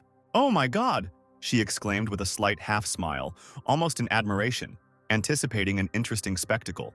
Mr. King furiously commanded all members of the Halasan Guild to attack. The bandits with predatory grins began to surround the hero from all sides. John just sighed boredly, until the calm and semblance of a smile did not leave his face. The wooden club lay in his hand, tightly gripped in a death grip. The guy remembered the time when he was surrounded by 3 million people in exactly the same way. But if the Halasan Guild wanted to destroy the hero, they needed to gather at least that many players. Having said this, the guy once again grinned and waved his weapon. The wind from the impact cut through the air like a boomerang.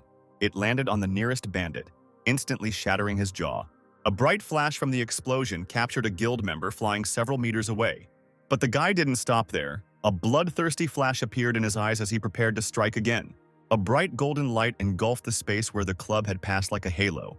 People, like little flies from a fly swatter, flew away from the place where the weapon touched. The shockwave's vortex reached a large area around itself. Mr. King watched in silence as his men suffered and cried out in agony. He was horrified, sweating from excitement and the realization that now the entire guild would be destroyed. Suddenly, Mr. Kim, still lying in the very spot where he had been struck, addressed him. The old man asked the gentleman to run before it was too late. At this, the leader Halasan gritted his teeth but was unable to utter a word of refutation. The man silently thought about the fact that, apart from Mr. Kim and his subordinates, all the other members of the guild were donators. Looking at the lifeless bodies, he remembered that here the weakest newcomers spent at least 10 million.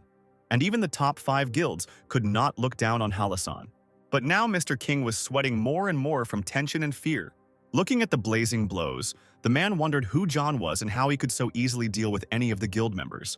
A sudden realization came to the man, and he opened his mouth in shock. "Don't tell me that this is..." Mr. King muttered to himself, becoming even more nervous. "This is the same unknown person about whom there were so many rumors," he guessed. The guild leader examined the hero from behind, becoming increasingly convinced of his outward resemblance to the poster. He remembered the key words that were used to describe a certain killer of an entire continent. And suddenly the man delved into his own memories he started playing in the 2nd grade. The games were much simpler than today, but leveling up was more difficult without quests and raids. Even so, the 9-year-old boy had a lot of fun. His parents scolded him when he spent the whole night playing games, although the man fondly remembered the days when he spent all weekends leveling up his characters with his online friends. But years passed, Mr. King grew up and was no longer that naive boy. Because of his new responsibilities, he no longer had time even for such important things as memories. He came to his senses while sitting in his presidential office, when he was already well over 40. Mr. King sat in his richly furnished apartment, surrounded by an atmosphere of influence and wealth. His state-of-the-art equipment gleamed under the office lamp. Suddenly, his subordinate burst into the office, holding an old white monitor in his hands. Mr. Kim exclaimed with a satisfied smile that he had finally found that very computer. For his hard work, Mr. King wanted to give himself something special: memories.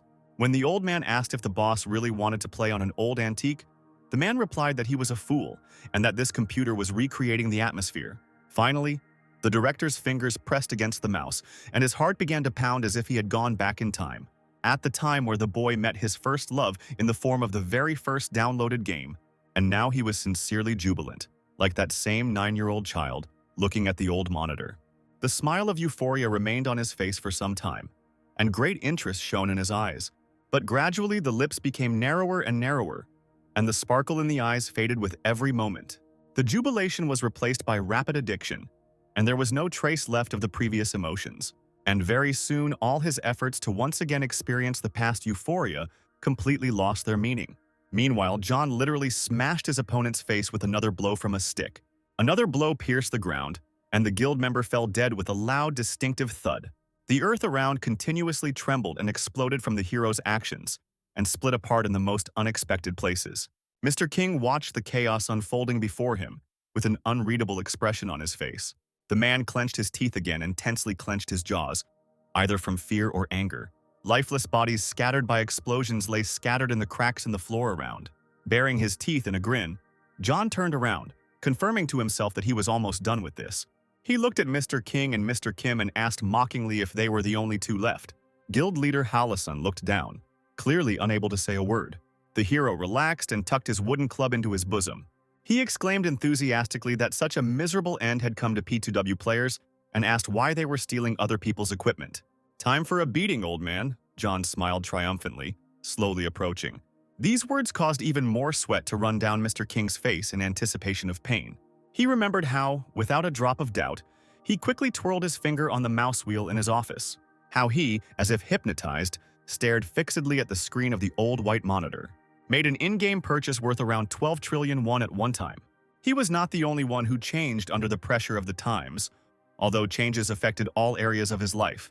There was no longer any need for effort, as it only took 2 clicks to become the strongest, and those who were unable to pay were simply humiliated for it. Director King rose slowly from his chair, resting his palms on the armrests. He walked over to the sofa, thinking that every game he played from then on was the same. And so, he reached the final, critically acclaimed moment when he carefully picked up the expensive VR glasses. Chrono Life, with its versatility and popularity, became exactly this game. No matter how, the man wanted to find something he had long forgotten. He gathered people around him to recreate what remained in the past, became a leader to experience that feeling of victory over life again. And here it is, the lair of the Hallasun Guild. A large table, 4 divine kings, and Mr. King nearby. He became the head of his own large closed community. But now all that was left of this community was its name, and the club was already flying in its direction.